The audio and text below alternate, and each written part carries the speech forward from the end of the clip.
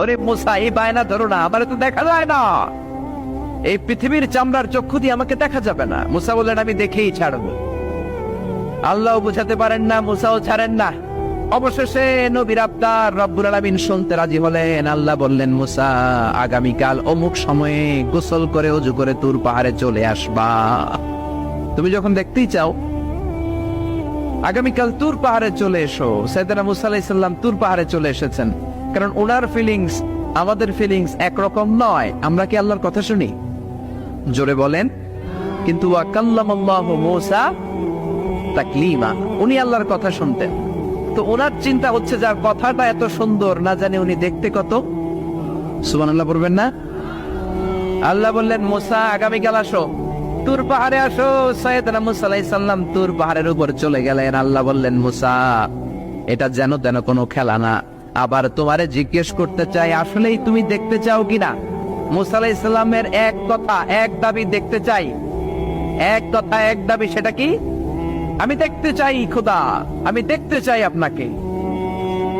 আল্লাহ বললেন, মুসা এটা সাধারণ খেলা নয়, এটা বিপিএল এর খেলা নয়, এটা আইসিসি নয়, এটা ফিফার খেলা নয়, এটা মুসার সাথে বিশ্ব গভর্নমেন্টের খেলা, ঠিক কিনা? এটা সাধারণ খেলা না, it's a very dangerous game. তুমি যদি স্টার্ট করো, you have to go until the last moment, শেষ পর্যন্ত তোমাকে যেতে হবে, ঠিক কিনা? মুসা আলাইহিস সালাম এক পায়ে খাড়া। সাইয়েদনা মুসা বললেন, আমি রাজি। আল্লাহ বললেন, ওকে, তাহলে খেলা শুরু করে দিলাম। ও মুসা, তুমি দাঁড়িয়ে থাকো, খেলা এখন শুরু হয়ে যাবে। রব্বুল আলামিন মুসা আলাইহিস সালামের চারিদিকে অন্ধকার করে দিলেন। কি করে দিলেন? চারিদিকে 4 ফারসাক এলাকা, 1 ফারসাকে 12 মাইল, 4 ফারসাকে অনেক লম্বা একটা জায়গা, 3 × 36 কিলোমিটার জায়গা আল্লাহ অন্ধকার করে দিলেন। খুটখুটে অন্ধকার, এত অন্ধকার সাইয়েদনা মুসা আলাইহিস সালাম নিজের হাতটাও নিজে দেখে না।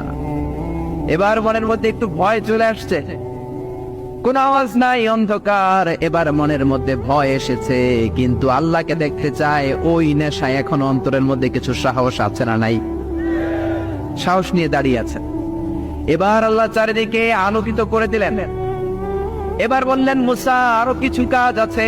তোমার চারিদিকে 4 ফারসাকের ইয়ার মধ্যে কোনো প্রাণী থাকতে পারবে না, কোনো মশা থাকবে না, মাছি থাকবে না, ইঁদুর থাকবে না, ব্যাঙ থাকবে না, পাখি থাকবে না। সবগুলো পশু আর প্রাণীকে বললেন, আল্লাহ বললেন, তোমরা বাইরে চলে যাও, বাউন্ডারির বাইরে চলে যাও। বাংলাদেশের সাথে ইন্ডিয়ার খেলা, আপনারা দর্শক মাঠে ঢুকতে পারবেন? বলেন, ঢুকলে খেলা হবে? খেলাইটা হবে? আল্লাহ বললেন, সবাই বাইরে চলে যাও। সব বাইরে চলে গেল।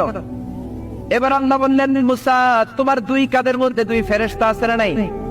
কিরামান, তাদেরকেও বাইরে পাঠানোর দরকার আছে না নাই? আল্লাহ বললেন, তোমরাও 4 দিক থেকে বাউন্ডারি দেয়া এরিয়ার বাইরে তোমরা চলে যাও। এবার রব্বুল আলামিন বললেন, আল্লাহর স্পেশাল সিকিউরিটি ফোর্স ফেরেশতাকে তোমরা 4 দিকে বাউন্ডারি দাও। স্পেশাল সিকিউরিটি ফোর্স ফেরেশতা কাদের সাথে কাঁধ লাগিয়ে, পায়ের সাথে পা লাগিয়ে 4 দিকে একটা বাউন্ডারি দিলেন। চিল্লায় বলেন আল্লাহু আকবার। এবার সাইয়েদনা জিবরাইলকে আল্লাহ বললেন, ও জিবরাইল, তুমিও ঢোকার চেষ্টা করো না, তুমিও বাইরে চলে যাও। সুবহানাল্লাহ। সাইয়েদনা জিবরাইল বলে, আল্লাহ আমাকে তৈরির পর থেকে, আমাকে রূহ দেওয়ার পর থেকে আজ পর্যন্ত তোমারে আমি দেখি নাই। সিদরাতুল মুনতাহা হলো আমার লাস্ট বর্ডার। ওই বর্ডারে কান লাগিয়ে তুমি যা বলো শুনি, ওই কথাগুলো নবীদের কাছে পৌঁছে দেয়, এটাই আমার ডিউটি। আজ পর্যন্ত আমিও তোমারে দেখি নাই, তোমার নূর এখনো দর্শন লাভ করি নাই, আমিও দেখতে চাই। আমার ভাই মুসার সাথে আমাকেও দেখতে দাও। আল্লাহ বলল, no no, this game is between Musa and me. এটা মুসার সাথে আমার খেলা, তোমার তো খেলা নাই।